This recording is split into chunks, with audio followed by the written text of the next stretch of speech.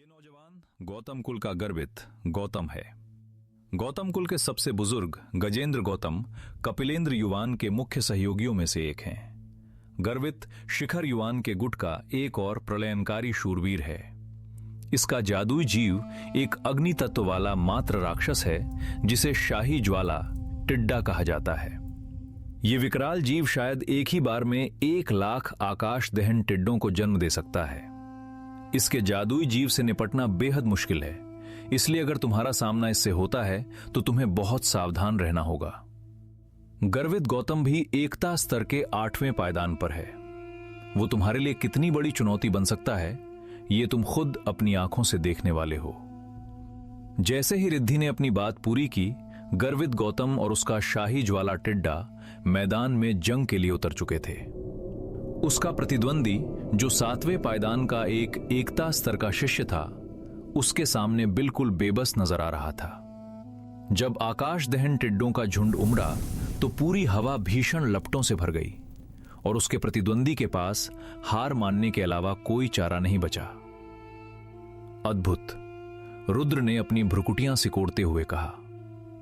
चेतन चंडेल, गर्वित गौतम और विराज युवान, ये तीनों तुम्हारे पीछे पड़े हैं और इनमें से हर एक दूसरे से कहीं ज्यादा विनाशकारी है। रुद्र, अगर तुम परम मीनार में प्रवेश करना चाहते हो तो तुम्हें इस पर गंभीरता से विचार करना होगा, रिद्धि ने चेतावनी दी।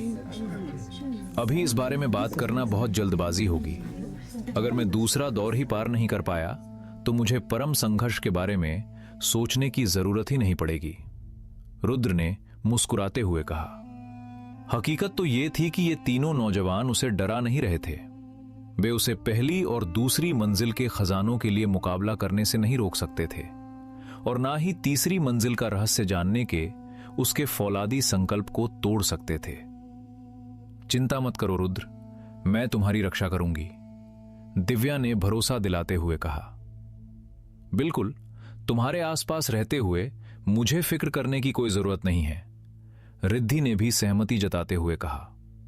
तुम भी तो बहुत कमाल की हो, तुम्हारे गुरुदेव हमेशा तुम्हारी तारीफ करते रहते हैं, दिव्या ने मुस्कुराकर जवाब दिया। वे दोनों लड़कियां एक बार फिर एक दूसरे की तारीफों के पुल बांधने लगी थीं। इस बीच रुद्र बड़ी शांति से अपने दुश्मनों की हर हरकत को तौल रहा था।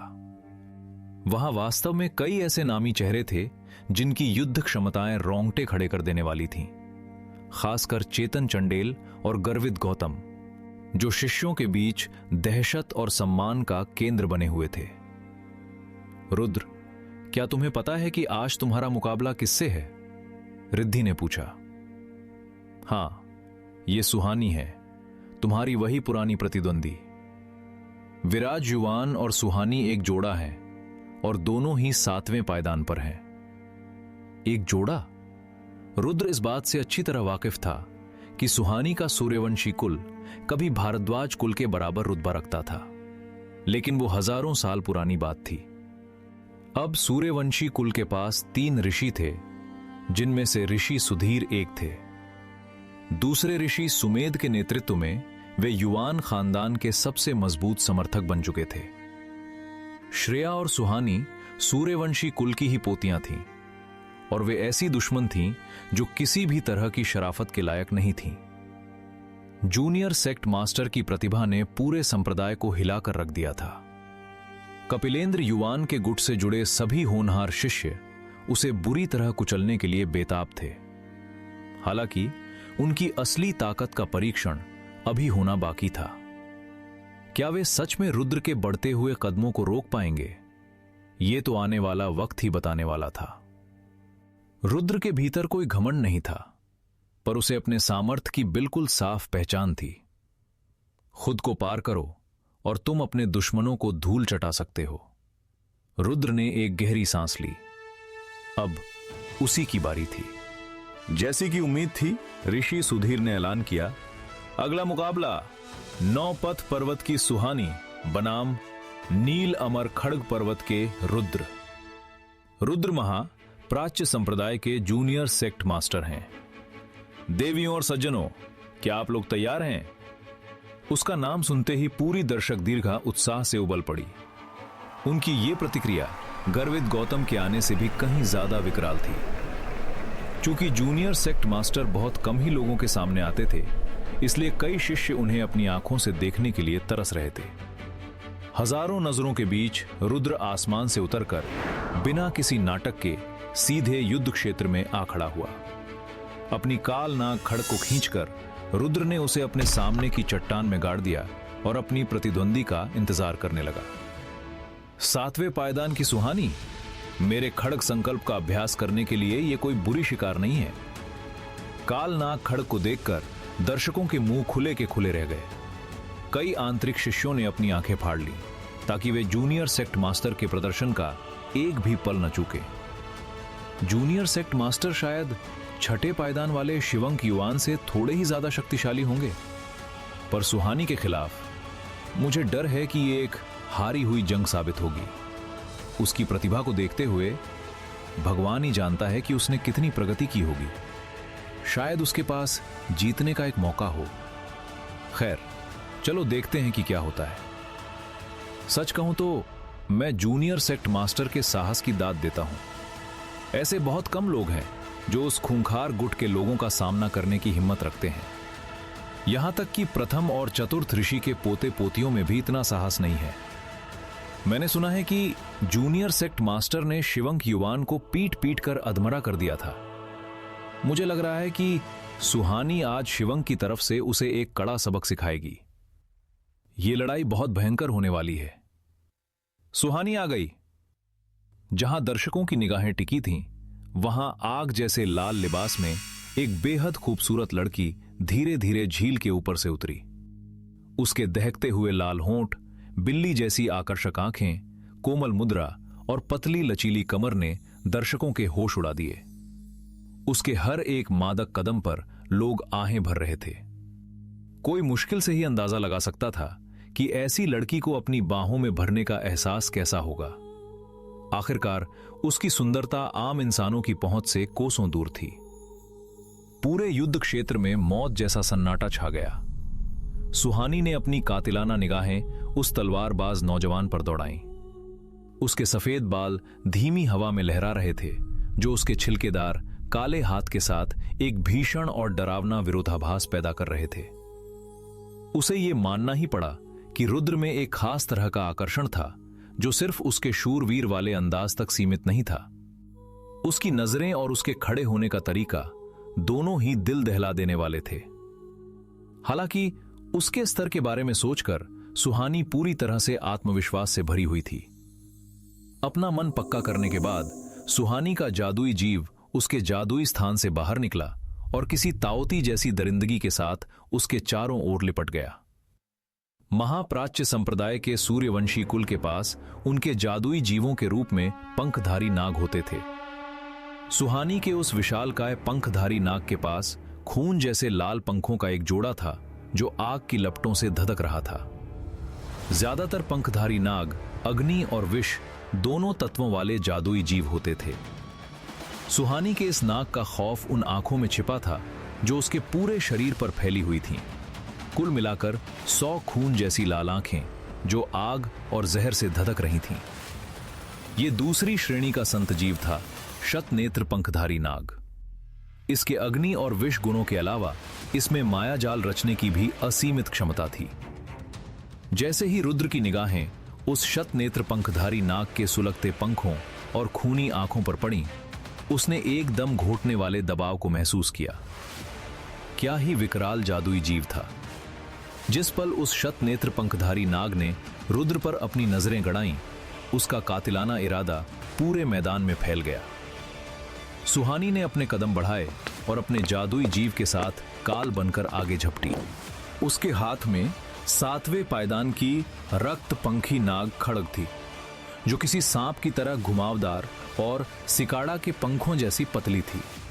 वो इतनी शक्तिशाली लग रही थी कि किसी भी चीज को आसानी से चीर सके। एक मुस्कान के साथ सुहानी ने अपनी तलवार लहराई और एकता स्तर की मायावी ज्वाला हृदय खड्ग कला का प्रदर्शन किया। लपटों का एक विकराल समंदर रुद्र की ओर तेजी से बढ़ने लगा।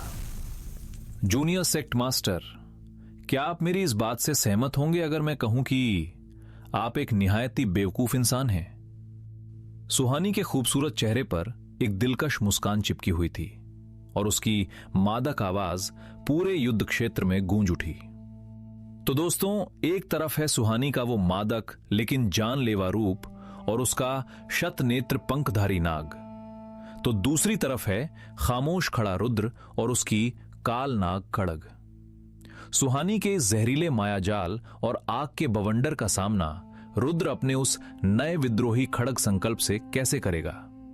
क्या सुहानी की ये मादक चाल रुद्र को मौत की नींद सुला देगी, या जूनियर सेक्ट मास्टर आज पूरे संप्रदाय को अपनी असली और प्रलयनकारी ताकत का खौफनाक नजारा दिखाएगा? इस खूनी अखाड़े में अब जो तांडव होने वाला है वो रोंगटे खड़े कर देगा। आगे क्या होगा ये जानने के लिए सुनते रहिए द बीस्ट गुरु।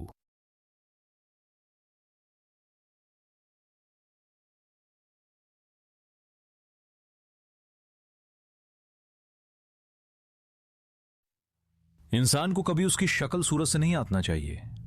विराज युवान का शरीर भले ही किसी दैत्य जितना विशाल था, पर वो एक उलझा हुआ इंसान था जो अक्सर खुद में और अपनी किताबों में खोया रहता था।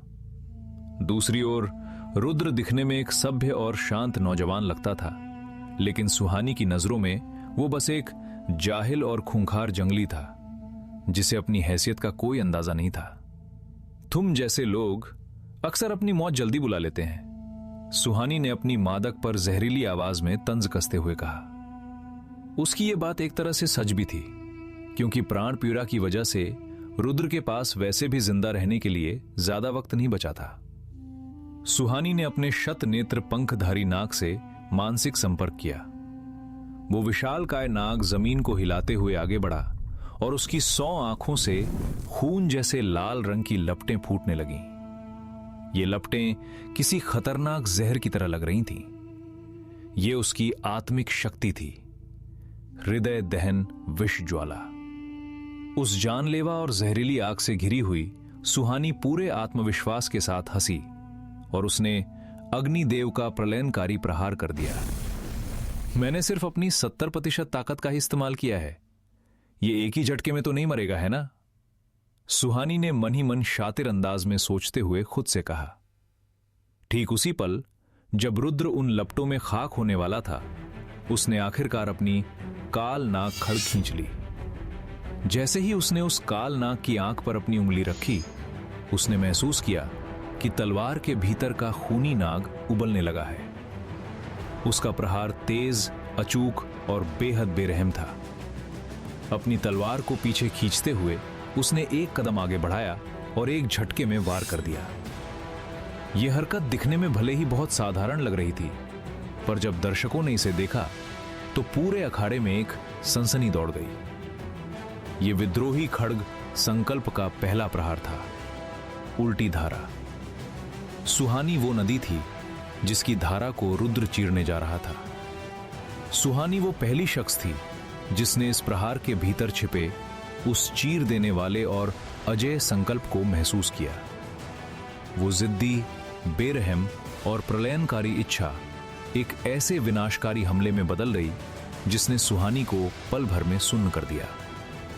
100 मीटर लंबी खड्ग ऊर्जा एक विकराल कालनाग असुर का रूप लेकर बाहर निकली और उस प्रहार की ताकत से पूरा अखाड़ा दहल उठा। जिस पल उनकी तलवारें टकराईं, दर्शकों ने देखा कि सुहानी की तलवार झटके से हवा में उछल गई। इतना ही नहीं, सुहानी खुद तूफान में उड़े पत्ते की तरह पीछे जा गिरी और स्वर्गीय रेखा कवच से जोरदार तरीके से टकराकर निढाल हो गई। रुद्र को सुहानी की वो घमंडी हालत बिगाड़ने में सिर्फ एक प्रहार लगा। जब तक वो संभल कर खड़ी होती, वो बेबसी से खून की उल्टियां करने लगी थी। ये इतनी कमजोर है? रुद्र ने उस कमजोर हमले को देखकर हैरानी से बुदबुदाते हुए कहा। रुद्र को खुद अंदाजा नहीं था कि उसका यह प्रहार इतना विध्वंसकारी होगा। उसे क्या पता था कि सुहानी अपनी पूरी ताकत से नहीं लड़ रही थी। अगर वो अपनी पूरी ताकत लगाती तब भी वो हारती तो जरूर, पर उसका इतना जलील और दयनीय हश्र नहीं होता। साफ था कि उसकी अपनी ही चालाकी उसे ले डूबी थी। रुद्र एक पल के लिए भी नहीं रुका, क्योंकि तब तक वो पंखधारी नाग उसके बिल्कुल सामने आ चुका था। उसने अपना विकराल मुंह खोला और रुद्र की ओर जहरीला लावा थूक दिया। ये उसकी दूसरी आत्मिक शक्ति थी, ज्वालामुखी विषधारा। इस लावे की एक छोटी सी बूंद भी किसी को मौत की कगार पर पहुंचाने के लिए काफी थी। लेकिन रुद्र अब विद्रोही खड्ग संकल्प का धनी था। पिछले 10 दिनों में 10,000 से ज्यादा प्रहारों का अभ्यास करने के बाद वो कहीं ज्यादा फौलादी हो चुका था। रुद्र के चारों ओर खड्ग ऊर्जा फिर से उमड़ने लगी और उसने दूसरी बार उल्टी धारा का प्रहार किया। वो जहरीले लावे की लहर उस नाग जैसी खड्ग ऊर्जा से टकराकर बीच से 2 हिस्सों में चिर गई और पलटकर उसी पंखधारी नाग के सिर पर जा गिरी। लावे की उस भीषण जलन ने नाग के सिर को इतनी बुरी तरह पिघला दिया कि उसकी खोपड़ी की हड्डियां तक बाहर दिखने लगी। वो शत नेत्र पंखधारी नाग दर्द से चीखने लगा और घबराहट में चारों ओर अंधाधुंध लावा उगलने लगा। पर उसका एक भी वार रुद्र को नहीं छू पाया, क्योंकि वो अग्नि कवच से सुरक्षित था। नन्हा जुगनू बस तमाशा देखने के लिए बाहर निकला था। उसने अग्नि कवच सक्रिय किया और वापस रुद्र के जादुई स्थान में जाकर सो गया। अकेले रुद्र ने अपनी पीठ पर स्वर्गीय पंख फैलाए और आसमान में उड़ते हुए उस हवा में झूलते नाग पर एक और प्रलयनकारी वार कर दिया। उस वार ने नाग के शरीर पर एक गहरा और खूनी जख्म छोड़ दिया, जिससे वो विशाल जीव बुरी तरह जमीन पर आ गिरा। इस वक्त तक सुहानी किसी तरह रेंगते हुए खड़ी ही हुई थी कि ठीक उसी पल उस विशाल नाग का भारी भरकम शरीर सीधे उसके सिर पर आ गिरा। उस भयानक टक्कर से सुहानी की हड्डियां चकनाचूर होने की कगार पर पहुंच गईं और वो लुढ़कती हुई दूर जा गिरी। अपने ही जादुई जीव को खुद से दूर धकेलने के लिए संघर्ष करते हुए उसने रुद्र को दहकती हुई नजरों से घूरा। तुम, सुहानी ने नफरत और दर्द से छटपटाते हुए कहा, पर उसके मुंह से कोई और शब्द नहीं निकला। वो बस गुस्से से उसे घूरती रही। दूसरी ओर रुद्र आसमान से जमीन पर उतरा। उसके लिबास पर धूल का एक कण तक नहीं था, मानो वो लड़ ही न रहा हो। मेरा क्या तुम वाकई एकता स्तर के 7वें पायदान पर हो? कहीं ऐसा तो नहीं कि तुमने जानबूझकर मुझ पर अपनी पूरी ताकत का इस्तेमाल नहीं किया? रुद्र ने एक ठंडी और चुभती हुई मुस्कान के साथ तंज कसते हुए पूछा। यह सुनकर सुहानी के सिर की नसें गुस्से से फटने लगीं। उसने उसकी चाल को पकड़ लिया था। जो बात उसे सबसे ज्यादा खाए जा रही थी वो ये थी कि उसे अपनी पूरी ताकत आजमाने का एक भी मौका नहीं मिला। उसका जादुई जीव जमीन पर पड़ा दर्द से तड़प रहा था और उसकी खुद की हड्डियां चकनाचूर हो चुकी थीं। उसे इतना दर्द हो रहा था जितना उसने जिंदगी में पहले कभी महसूस नहीं किया था। शर्मिंदगी और इस जिल्लत ने उसके गुस्से को 7वें आसमान पर पहुंचा दिया था। मुझे नहीं पता था कि तुम जैसे लोग मौत के इतने करीब होकर भी इतने खुश हो सकते हैं। मैं मानती हूं कि आज मेरी हार हुई है, पर तुम इंतजार करो, तुम्हारी मौत तय है। सुहानी ने जमीन पर दर्द से तड़पते हुए नफरत से चीखते हुए कहा। ओ, तो तुम्हारा मतलब है कि तुम चाहती हो कि मैं परम मीनार में जाऊं ताकि तुम लोग मेरा शिकार कर सको? याद दिलाने के लिए शुक्रिया। अब तो मैं वहां बिल्कुल नहीं जाऊंगा, रुद्र ने बड़ी बेफिक्री से मुस्कुराते हुए जवाब दिया। सुहानी सन्न रह गई। वो ये बर्दाश्त नहीं कर सकती थी। क्या इसका मतलब यह था कि उसका यह पूरा नाटक बेकार गया? परम संघर्ष खत्म होने के बाद उनके वरिष्ठ शिष्य साम्राज्य युद्ध में हिस्सा लेने चले जाएंगे। तब रुद्र को ठिकाने लगाने के लिए कौन बचेगा? और सबसे बड़ी बात, विराज युवान की पूरी योजना सिर्फ उसी के बड़बोलेपन की वजह से मिट्टी में मिल जाएगी। रुद्र, यह मत समझना कि तुम बच गए हो। आज मैं हारी हूं, पर जब भी मुझे मौका मिलेगा मैं पक्का करूंगी कि तुम्हारे पूरे खानदान का नामो निशान मिट जाए। सुहानी ने हताशा और गुस्से में आग बबूला होते हुए धमकी दी। उसकी सांसें बुरी तरह उखड़ रही थीं। तुम मेरे पूरे खानदान को खत्म करना चाहती हो। रुद्र ने अपनी आंखें सिकोड़ते हुए एक बर्फीली और शांत आवाज में पूछा। रुद्र बहुत पहले से जानता था कि उसका भविष्य का रास्ता कांटों और संघर्षों से भरा होगा। जिस पल कपिलेंद्र युवान ने उसके गुरु यश प्रताप की एक उंगली काटी थी, उसे पता चल गया था कि अब स्थिति और बिगड़ेगी। लेकिन कुछ चीजें ऐसी थीं जिनके लिए वो मौत से भी टकराने को तैयार था। एक सच्चा शूरवीर अपने दुश्मनों के सामने कभी घुटने टेक कर रहम की भीख नहीं मांगता, चाहे हालात कितने भी बदतर क्यों ना हो। बिल्कुल, प्रताप कुल का वो तथाकथित अधिपति वंश हमेशा के लिए कुचल दिया जाएगा। बस तुम इंतजार करो। सुहानी ने दर्द में कराहते हुए अपना सारा जहर उगलते हुए कहा। रुद्र ने बस एक कुटिल मुस्कान दी। अचानक उसकी उंगलियों से खड्ग ऊर्जा की एक तीखी किरण निकली। वो प्रहार इतना बेरहम और सटीक था कि यह बिल्कुल उसी प्रदर्शन की तरह लग रहा था जो गुरु यश प्रताप ने उसे दिखाया था। इससे पहले कि सुहानी कुछ समझ पाती या प्रतिक्रिया दे पाती, वो खड्ग ऊर्जा तेजी से उसके दाहिने हाथ के पार निकल गई। वो बुरी तरह चीख पड़ी। दर्द से उसका चेहरा विकृत हो गया। जब उसने नीचे देखा तो उसने पाया कि उसकी छोटी उंगली उस खड्ग ऊर्जा के प्रहार से भाप बनकर उड़ चुकी थी। उसका कोई नामो निशान नहीं बचा था। उसकी कीमती तलवार एक बार फिर झंझनाते हुए जमीन पर जा गिरी। इस पल उस पीले पड़े चेहरे से आंसू और चीखें रुकने का नाम नहीं ले रही थीं। बहुत दर्द हो रहा है। सुहानी ने अपनी कटी हुई उंगली देखकर दहशत और बेबसी से कांपते हुए रोकर कहा। सुहानी, जाकर विराज युवान से कह देना कि मैं जानता हूं कि वो मुझे देख रहा है।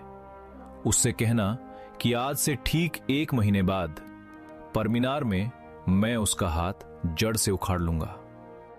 रुद्र ने उसकी चीखों को पूरी तरह नजरअंदाज करते हुए एक फौलादी और प्रलयनकारी आवाज में ऐलान किया। भले ही उसे पता था कि परमीनार में उसकी जान जा सकती है, फिर भी उसने 1 महीने बाद उस जंग में शामिल होने का फौलादी फैसला ले लिया था। जब तक सुहानी ने मुड़कर देखा, वो सफेद बालों वाला नौजवान अखाड़े को पीछे छोड़कर एक तूफान की तरह वहां से जा चुका था। तो दोस्तों, रुद्र ने सुहानी के घमंड और उसकी चालाकी को उसी के चेहरे पर दे मारा है। परमीनार की जंग का ऐलान सरेआम हो चुका है। विराज युवान तक रुद्र की चुनौती पहुंच चुकी है। क्या रुद्र 1 महीने बाद वाकई विराज का हाथ उखाड़ने में कामयाब होगा? और सुहानी के इस अपमान का बदला लेने के लिए युवान खानदान अब कौन सी नई साजिश रचेगा? रोमांच का यह खूनी तूफान अब और भी तेज होने वाला है। आगे क्या होगा, यह जानने के लिए सुनते रहिए द बीस्ट गुरु। रुद्र की उस आखिरी चेतावनी का क्या मतलब था? भले ही दर्द से तड़पती सुहानी इस वक्त कुछ भी सोचने समझने की हालत में नहीं थी, लेकिन अखाड़े में मौजूद हर एक शख्स के लिए यह संदेश बिल्कुल साफ था। रुद्र के भीतर एक ऐसा फौलादी हौसला और निडरता झलक रही थी जिसने सबके रोंगटे खड़े कर दिए। हालांकि उसका वो फैसला साक्षात आत्महत्या करने जैसा था, फिर भी उसके इस कदम ने कई लोगों के दिलों में उसके लिए इज्जत पैदा कर दी थी। जब तक सुहानी दर्द के उस सदमे से बाहर आती और स्थिति को समझती, उसका चेहरा बिल्कुल सुन्न पड़ चुका था। दिन के अंत में उनकी साजिश कमोबेश उनके प्लान के हिसाब से ही काम कर गई थी। रुद्र अब परम मीनार में जाने वाला था।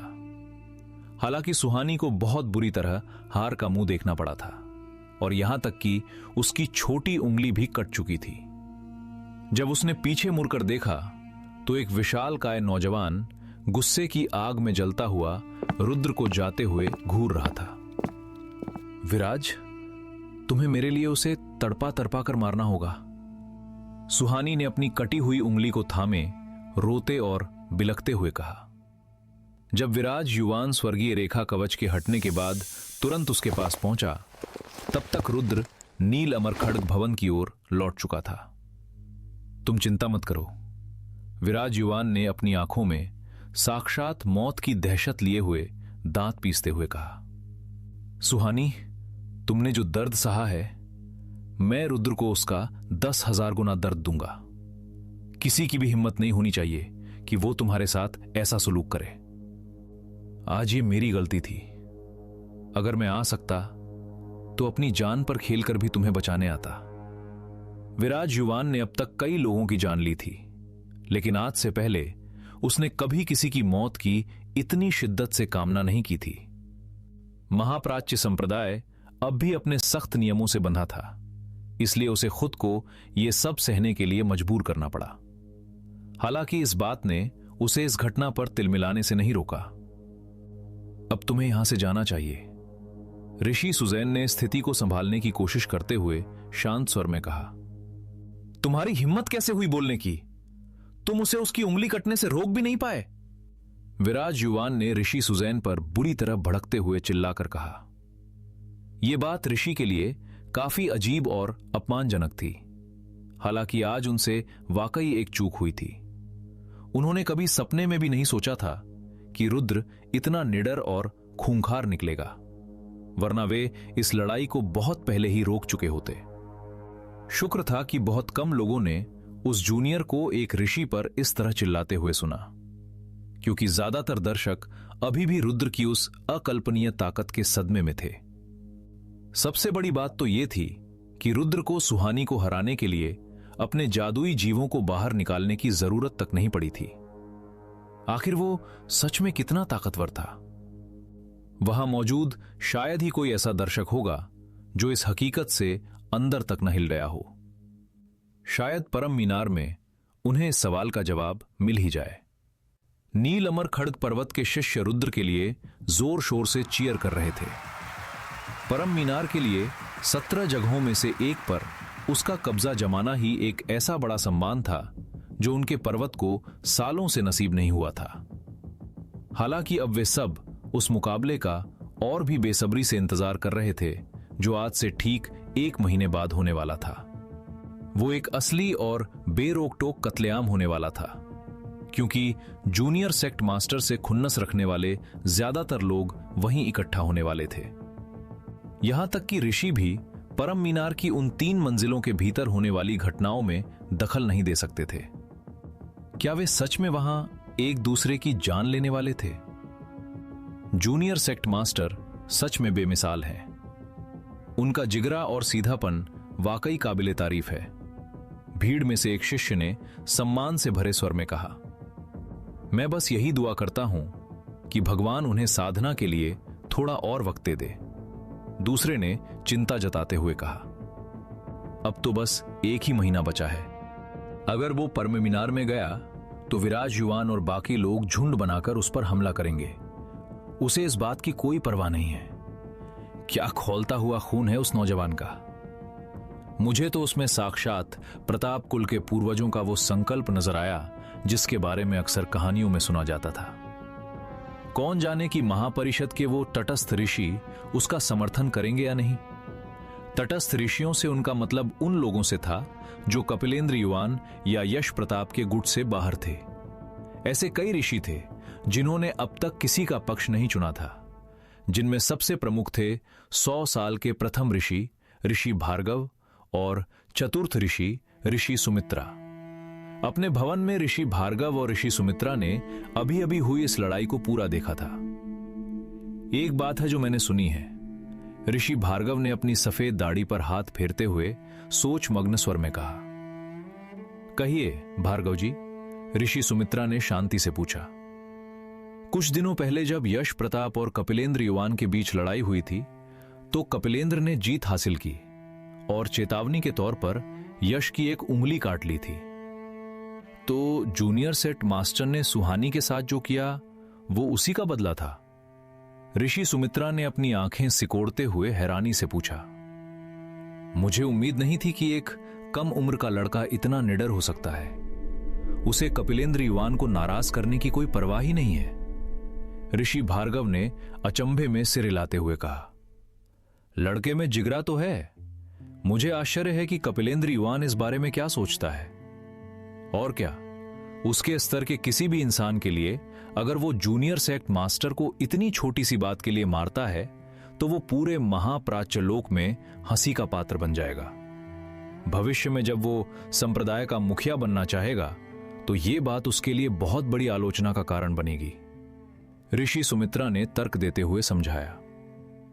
सच कहा, आखिरकार रुद्र यश प्रताप का दीक्षित शिष्य है, और भले ही यश प्रताप हार गया हो पर वो कोई कमजोर इंसान नहीं है। अगर वे सच में एक दूसरे के खून के प्यासे हो गए तो युवान खानदान बहुत बड़ी मुसीबत में पड़ जाएगा। एक ऐसी मुसीबत जो वे साम्राज्य युद्ध के ठीक पहले बिल्कुल मोल नहीं लेना चाहेंगे। ऋषि भार्गव ने स्थिति का विश्लेषण करते हुए कहा, पर अगर कपिलेंद्र सच में उसे मारना ही चाहता है तो हम कुछ नहीं कर सकते। आखिरकार रुद्र एक परम शिष्य नहीं है।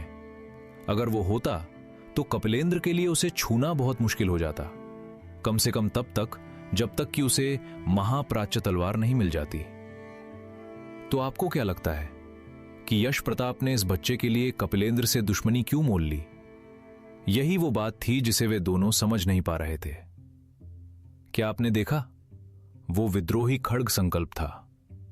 ऋषि भार्गव ने गहरी सांस लेते हुए कहा, मैंने देखा। प्रतिभा के मामले में कोई शक नहीं है, बस ये बच्चा थोड़ा देर से लौट कर आया है, वरना हमारे लिए महाप्राच्य तलवार वापस लाने वाला शख्स शिखर युवान नहीं बल्कि रुद्र होता। जब वे बात कर रहे थे तभी एक बेहद खूबसूरत और नौजवान जोड़ा उनके पीछे अपीयड़ खड़ा हो गया। लड़का ऋषि भार्गव का परपोता मयंक भार्गव था और लड़की ऋषि सुमित्रा की परपोती जानवी थी। तुम दोनों भी काफी प्रभावशाली हो और पहली और दूसरी मंजिल के खजाने हासिल करने का पूरा मौका रखते हो। तुम्हें वहां एक साथ मिलकर काम करना होगा, ठीक है? ऋषि भार्गव ने उन दोनों को नसीहत देते हुए कहा। आप चिंता मत कीजिए परदादाजी, मैं मयंक की पूरी रक्षा करूंगी, जानवी ने एक मीठी मुस्कान के साथ कहा। हालांकि एक चीज है जिसके बारे में मुझे तुम्हें चेतावनी देनी है, ऋषि भार्गव ने अचानक कड़क और गंभीर आवाज में कहा। बताइए, दोनों ने एक साथ पूछा। एक बार जब तुम परम मीनार में प्रवेश कर लो तो किसी भी हाल में रुद्र से दुश्मनी मत मोल लेना। बस खजानों पर ध्यान देना, लेकिन उसकी मदद भी मत करना। हम बाकी सब कुछ साम्राज्य युद्ध के बाद के लिए छोड़ देंगे, समझ गए? उस जोड़े ने एक दूसरे की ओर देखा और सिर हिलाया। समझ गए, हम किसी भी पक्ष की मदद नहीं करेंगे, उन दोनों ने एक स्वर में सहमति जताते हुए कहा। युवान भवन की गहराइयों में शिवंक युवान ने दरवाजा खटखटाया और आकाश प्रताप ने उसे तुरंत अंदर खींच लिया। सुना तुमने? रुद्र ने सुहानी को बुरी तरह कुचल दिया है, शिवंक युवान ने एक गंभीर और डरे हुए चेहरे के साथ कहा। क्या यही हमारा प्लान नहीं था? आखिरकार विराज युवान चाहता ही यही है कि वो परम मीनार में घुसे, आकाश प्रताप ने बेफिक्री से कहा। यह वैसा नहीं है जैसा तुम सोच रहे हो। उसने बिना अपने जादुई जीवों को बाहर निकाले ही उसे हरा दिया। उसकी प्रगति बहुत डरावनी है। क्या 5 निशान वाले योद्धा सच में इतने विकराल होते हैं? आकाश प्रताप ने अपनी बेबसी जाहिर करते हुए कहा। यह सच में चौंकाने वाला था, लेकिन इसी बात ने उसे मिटाने के हमारे इरादे को और भी पक्का कर दिया है। सुहानी की एक उंगली पूरी तरह कट गई है और श्रेया इससे बहुत गुस्से में है। मैंने तुम्हारे सुझाव के अनुसार उस मौके का फायदा उठाया और वो हमारे लिए गौरी से निपटने के लिए राजी हो गई है, शिवंक ने पागलों जैसी उत्तेजना के साथ कहा। सच में? तो आखिरकार वो विस्मृति फल इस्तेमाल में आ ही जाएगा। श्रेया और सुहानी की शातिर चालों और उस कमजोर गौरी के साथ ये काम लगभग पक्का समझो। आने वाले इस 1 महीने में चलो देखते हैं कि गौरी रिद्धि को संप्रदाय से बाहर लाने में कामयाब हो पाती है या नहीं। बधाई हो मेरे दोस्त, आकाश प्रताप ने उसे थम्स अप दिखाते हुए शातिर मुस्कान के साथ कहा। अगर उसमें हमसे पंगा लेने की जरूरत की है तो उसे कोई अंदाजा नहीं है कि वो कितनी भयंकर मुसीबत में पड़ने वाला है। शिवंक ने एक विजयी और दरिंदगी भरी मुस्कान के साथ कहा। हालांकि एक बात थी जो आकाश प्रताप कहने की हिम्मत नहीं जुटा पाया। शुरुआत से ही रुद्र ने कभी उनके खिलाफ जाने की कोई योजना नहीं बनाई थी। उसने कभी भी उनसे पंगा लेने की पहल नहीं की थी। हकीकत तो ये थी कि ये लोग ही थे जो पूरे रास्ते उसे धमकाने और कुचलने की कोशिश कर रहे थे। पर इसका क्या फायदा? उनकी ये दुनिया सिर्फ एक ही सीधे सिद्धांत पर चलती थी, जिसकी लाठी उसकी भैंस। तो दोस्तों, एक तरफ रुद्र की विकराल ताकत ने संप्रदाय के बड़े बड़े दिग्गजों को खामोश कर दिया है, तो दूसरी तरफ शिवंक और आकाश प्रताप ने रिद्धि को बर्बाद करने के लिए उस विस्मृति फल का वो जाल पूरी तरह बिछा दिया है। क्या गौरी के धोखे में आकर रिद्धि संप्रदाय की सुरक्षित दीवारों से बाहर निकलेगी? और क्या रुद्र 1 महीने बाद परम मीनार के उस खूनी कत्लेआम से जिंदा लौट पाएगा? साजिशों का ये नर्क अब और गहरा होने वाला है। आगे क्या होगा, ये जानने के लिए सुनते रहिए द बीस्ट गुरु। भास्कर पर्वत की एक ऊंची चट्टान पर 2 शख्स खड़े थे। उनमें से एक की आंखें 2 अलग अलग रंगों की थीं, एक पूरी तरह काली और दूसरी दूधिया सफेद। वो और कोई नहीं, कपिलेंद्र युवान था। दूसरा व्यक्ति एक सफेद लिबास में था और उसका शरीर दुबला पतला था। उसकी बाज जैसी नुकीली नाक और संकरी आंखें उसे किसी शिकारी पक्षी जैसा रूप दे रही थीं। उसकी पारखी नजरें और पीठ के पीछे बंधे हाथ ये साफ बता रहे थे कि वो दूरदर्शिता और ज्ञान से भरा इंसान था। वो संप्रदाय का तीसरा ऋषि भास्कर युवान था। वो पिता पुत्र की जोड़ी चट्टान पर 2 मजबूत पेड़ों की तरह खड़ी थी और नीचे धुंधली खाई में टकटकी लगाए देख रही थी। खाई में एक काले लिबास वाला नौजवान पालथी मारे बैठा था और उसके ठीक बगल में लाल प्राण रत्नों का एक बड़ा ढेर लगा हुआ था। वो बार बार हवा में अपने हाथ ऐसे चला रहा था जैसे वो ब्रह्मांड के गहरे रहस्यों को मुट्ठी में कैद करने की कोशिश कर रहा हो। पास ही की एक गुफा में एक विशालकाय जानवर घात लगाए बैठा था। उसका सिर नीचे की ओर झुका था और उसकी आंखें काले भंवर जैसी लग रही थीं। अचानक उस काले लिबास वाले नौजवान शिखर युवान के शरीर से रूहानी लहरें उठने लगी। ये नजारा देखते ही वो विशालकाय जीव गुफा से बाहर निकल आया और उसके हर कदम से जमीन कांपने लगी। गहरी धुंध में उस जीव के शरीर पर मौजूद कांटों की एक मोटी परत साफ दिखाई दे रही थी, जो उसे किसी साही जैसा बना रही थी। हालांकि एक आम साही के कांटे जहां आत्मरक्षा के लिए होते हैं, वहीं इस खूंखार जीव के कांटे एक जानलेवा और मौत बांटने वाला हथियार थे। वो जीव शिखर युवान के पास पहुंचा और चारों तरफ की असीमित आत्मिक ऊर्जा उनके भीतर तेजी से समाने लगी। कामयाबी, भास्कर युवान ने अपनी लाल होती आंखों के साथ कहा। उसने अपनी आवाज धीमी रखी ताकि उस नौजवान का ध्यान न भटके, लेकिन उसके चेहरे पर छाई उत्तेजना छिपाए नहीं छिप रही थी। उसने आखिरकार स्वर्गीय इच्छा विद्या को समझ लिया है। साम्राज्य युद्ध से पहले शिखर ने यह आखिरी और सबसे बड़ा कदम सफलतापूर्वक पार कर लिया है। विधाता अब हमारे युवान खानदान के साथ है। उसने सच में मुझे निराश नहीं किया। आखिरकार वो मेरे भास्कर युवान का पोता है। बचपन से ही उसका संकल्प और जिद लोहे जैसी रही है। अब उन दिव्य हथियारों और उसकी स्वर्गीय इच्छा विद्या की ताकत के साथ साम्राज्य युद्ध में उसे रोकने की जरूरत कौन कर सकता है? भास्कर युवान ने अपनी मुट्ठियां कसते हुए भविष्य के ख्यालों में खोकर कहा। हालांकि जब वो पीछे मुड़ा तो उसने देखा कि उसके बेटे कपिलेंद्र युवान का चेहरा बिल्कुल खामोश और सख्त था। उसमें उत्तेजना की एक बूंद तक नहीं थी। कपिलेंद्र, क्या तुम खुश नहीं हो? भास्कर युवान ने पूछा।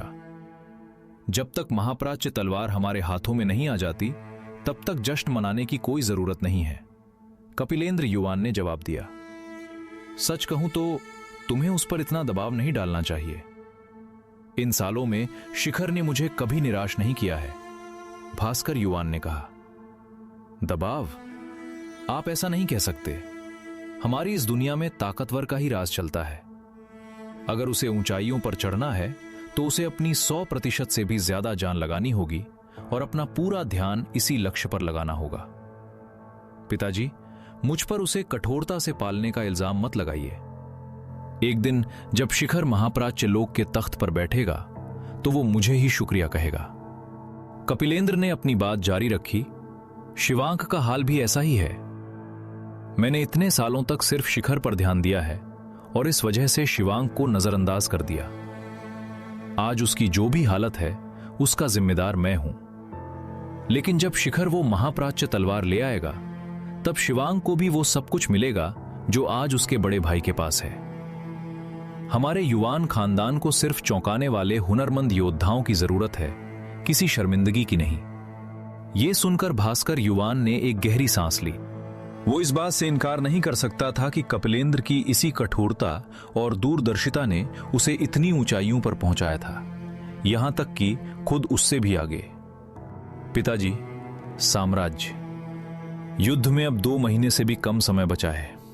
शिखर के लिए यह आखिरी पड़ाव है। परम संघर्ष वाले दिन को छोड़कर अब से लेकर उस दिन तक हम दोनों यहीं रहेंगे और उसे स्वर्गीय श्रेणी की युद्ध कलाओं का अभ्यास करवाएंगे। कपिलेंद्र युवान ने उत्तर की ओर घूरते हुए कहा। भास्कर युवान ने सहमति में सिर हिला दिया। भास्कर पर्वत के ठीक बगल में स्थित युवान भवन के एक आंगन में शिवंक युवान इस वक्त एक बेंच पर आराम फरमा रहा था। जब से बड़े भैया स्वर्गीय इच्छा स्तर पर पहुंचे हैं तब से पिताजी और दादाजी ने खुद को वहां कैद कर लिया है। मुझे नहीं लगता कि जब तक परम मीनार नहीं खुलती वे बाहर आएंगे, शिवंक ने कहा। कल जब वो भास्कर पर्वत गया था तो उसे वहां से खदेड़ दिया गया था। इस नाजुक वक्त में रणवीर युवान को भी उन्हें परेशान करने की इजाजत नहीं थी। तुम्हारे बड़े भैया सच में कमाल हैं। वो एक परम शिष्य हैं जो स्वर्गीय इच्छा स्तर पर पहुंच चुके हैं। मेरी गारंटी है कि साम्राज्य युद्ध में वो हर एक प्रतिद्वंदी को कुचल कर रख देंगे, आकाश प्रताप ने कहा। शिवंग युवान बस मुस्कुराया। उसने इस बात से कोई इनकार नहीं किया। वहां विराज युवान, श्रेया, सुहानी और उनके कुछ गुर्गे भी मौजूद थे। वे सभी एक घेरा बनाकर बैठे थे और परम संघर्ष को लेकर गहरी चर्चा कर रहे थे। श्रेया उन सबके बीच प्रमुख लग रही थी। वो भास्कर पर्वत की दिशा में देख रही थी और उसके दिल में शिखर युवान के लिए गहरी खुशी थी। हालांकि जैसे ही उसकी नजर अपनी छोटी बहन सुहानी के पीले पड़े चेहरे पर गई, उसका चेहरा सख्त हो गया। शिवंक, गौरी का इंतजाम हो चुका है। मैं वादा करती हूं कि वो हमारी बात मानेगी। अब तुम्हें बस कोई अच्छा सा बहाना ढूंढना है ताकि वो रिद्धि को संप्रदाय से बाहर लेकर आ सके, श्रेया ने कहा। उसके नयन नक्श हमेशा से बेहद खूबसूरत थे, पर इस वक्त उसके चेहरे पर एक अजीब सी कुटिलता थी जो उसकी सुंदरता को कम कर रही थी। तुम्हारा बहुत बहुत शुक्रिया श्रेया, शिवंक युवान ने खुशी से कहा। आखिरकार उसे वही खबर मिल गई थी जिसका उसे बेसब्री से इंतजार था। शुक्रिया की कोई बात नहीं। वो दोनों कीड़े हम दोनों के ही दुश्मन हैं। अगर वे कीड़े जल्दी भिनभिनाना बंद कर दें तो हम सबकी जिंदगी आसान हो जाएगी, सुहानी ने अपनी कटी हुई उंगली को देखते हुए कहा। सुहानी, तुम चिंता मत करो, मैं यकीनन तुम्हारा इंतकाम लूंगा। जब रिद्धि बेसुध होकर पागल हो जाएगी तो मैं उसे तड़पा तड़पा कर मारूंगा। शिवंक युवान की आंखों में दरिंदगी छा गई। ये सब तुम पर निर्भर है शिवंक। वैसे क्या तुम जानना चाहते हो कि मैंने गौरी को कैसे संभाला? सुहानी ने पूछा। मैं ये हुनर जरूर सीखना चाहूंगा। उसका कोई बड़ा खानदान या रसूख नहीं है। उसके माता पिता भी कोई बड़े योद्धा नहीं है, इसलिए मैंने सीधा उन्हें ही उठवा लिया। अगर वो मेरी बात नहीं मानेगी तो मैं उन्हें वहीं मौत के घाट उतार दूंगी। सुहानी जोर से हंस पड़ी। वाह, क्या चाल है, शिवंक ने कहा। वहां मौजूद हर कोई हंसने लगा। वे सभी ये देखने के लिए बेताब थे कि शिवंक अब क्या गुल खिलाने वाला है। रिद्धि पहले से ही 5वें एकता स्तर पर है। हालांकि तुम उससे एक पायदान ऊपर हो, पर उसे अपने घुटनों पर लाना इतना आसान नहीं होगा, श्रेया ने कहा। श्रेया, तुम घबराओ मत। आकाश प्रताप मेरे साथ रहेगा। हम दोनों छठे एकता स्तर पर हैं और मेरे पास दूसरी श्रेणी का संत जीव भी है, शिवंक ने सीना तानते हुए कहा। तो फिर कोई दिक्कत नहीं होनी चाहिए, श्रेया ने सिर हिलाते हुए सहमति जताई। पास ही बैठी सुहानी ने अपने दांत पीस लिए। उसके भीतर का गुस्सा अब भी खौल रहा था। उसके लिए अब दुश्मन सिर्फ रिद्धि नहीं थी, बल्कि रुद्र भी था। उसने मुड़कर कोने में बैठे एक विशालकाय और खूंखार साय की ओर देखा। वो आदमी अपना सिर झुकाए न जाने किन विचारों में खोया था। उसके अगल बगल दो और चमचे खड़े थे। विराज, मैं अपने इंतकाम का पूरा जिम्मा तुम पर छोड़ती हूं, सुहानी ने आगे बढ़ते हुए कहा। तो दोस्तों, एक तरफ शिखर युवान स्वर्गीय इच्छा स्तर पर पहुंचकर साम्राज्य युद्ध के लिए साक्षात काल बन चुका है, तो दूसरी तरफ सुहानी और शिवंक ने रिद्धि को संप्रदाय से बाहर निकालने का वो शातिर जाल पूरी तरह कस दिया है। गौरी के बेबस माता पिता अब सुहानी की मौत की मुट्ठी में है। क्या गौरी अपने परिवार की जान बचाने के लिए रिद्धि को मौत के कुएं में धकेल देगी? और क्या खूंखार विराज युवान परम मीनार में रुद्र की बोटी बोटी काटने में कामयाब होगा? साजिशों और कत्लेआम की ये जंग अब और भी भयंकर होने वाली है। आगे क्या होगा, ये जानने के लिए सुनते रहिए द बीस्ट गुरु। सुहानी की आंखों से लगातार आंसू बह रहे थे। चिंता मत करो सुहानी, हम तीनों के होते हुए अगर उसने परम मीनार में कदम रखने की जुर्रत की तो हम उसकी जिंदगी के बचे हुए पलों को बेहद सुहाना बना देंगे, गर्वित गौतम ने एक क्रूर और शातिर मुस्कान के साथ ढाढ़स बंधाते हुए कहा। वो कैसे? सुहानी ने अपने आंसू पोंछते हुए नफरत भरे स्वर में पूछा। उदाहरण के लिए, मैं अपने शाही ज्वाला टिड्डों को उसके शरीर का एक एक कतरा नोच नोच कर खाने के लिए छोड़ दूंगा, गर्वित गौतम ने दरिंदगी भरी आंखों से देखते हुए कहा। यह नजारा मेरी इन आंखों को बहुत सुकून देगा, पर अफसोस कि मैं ये सब अपनी आंखों से नहीं देख पाऊंगी, सुहानी ने अपनी खुन्नस को बरकरार रखते हुए मायूसी से कहा। उसका भी एक इलाज है। जब तुम खाना खा रही होगी तो मैं तुम्हें उस कत्लेआम का एक एक पल विस्तार से सुनाऊंगा, गर्वित ने शातिर अंदाज में मजाक करते हुए कहा। चुप कर, कितना घिनौला है सुहानी, आखिरकार मुस्कुराते हुए चुर कर बोली। चेतन चंडेल और गर्वित गौतम ने एक दूसरे को देखकर कुटिल मुस्कान बांटी। विराज, तुम इतने शांत क्यों हो? चेतन चंडेल ने कोने में बैठे उस विशालकाय साय से हैरानी से पूछा। विराज युवान ने अपना सिर उठाया। उसकी आंखें खून से लाल हो रही थीं। मैं हिसाब लगा रहा हूं, उसके आगे बढ़ने की रफ्तार बहुत अकल्पनीय है। मुझे डर है कि परम मीनार में घुसने से पहले वो एक बार फिर से अपनी ताकत का स्तर बढ़ा लेगा। विराज युवान ने अपनी भ्रिकुटियां सिकोड़ते हुए बेहद गंभीर स्वर में कहा। एक और स्तर? यह तो नामुमकिन है। हम जैसे दिग्गजों के लिए भी एकता स्तर पर एक साल में एक पायदान चढ़ना ही सबसे तेज रफ्तार मानी जाती है, चेतन चंडेल ने अविश्वास के साथ कहा। तुम सही कह रहे हो, मैं मानता हूं कि वो थोड़ा तेज है। मुझे लगता है कि उसने प्रति पायदान आधा महीना लिया है, पर तुम साधना के स्तरों को इस तरह सीधे गणित से नहीं नाप सकते। इसके अलावा उसका 5 निशान उसे अपने से ऊंचे स्तर पर लड़ने में सिर्फ एक हद तक ही मदद कर सकता है। वो फायदा धीरे धीरे खत्म हो जाएगा। अगर वो सच में एक और स्तर पार कर भी लेता है तो ज्यादा से ज्यादा वो हमारी बराबरी पर आ पाएगा। लेकिन यह मत भूलना कि परम मीनार हमारे पूर्वजों द्वारा डिजाइन की गई है। जब उसे हम तीनों का एक साथ सामना करना पड़ेगा तो उसकी मौत तय है, गर्वित गौतम ने घमंड और पूरे आत्मविश्वास के साथ विश्लेषण करते हुए कहा। साधना का स्तर जितना ऊंचा होता है उसे पार करना उतना ही मुश्किल होता है।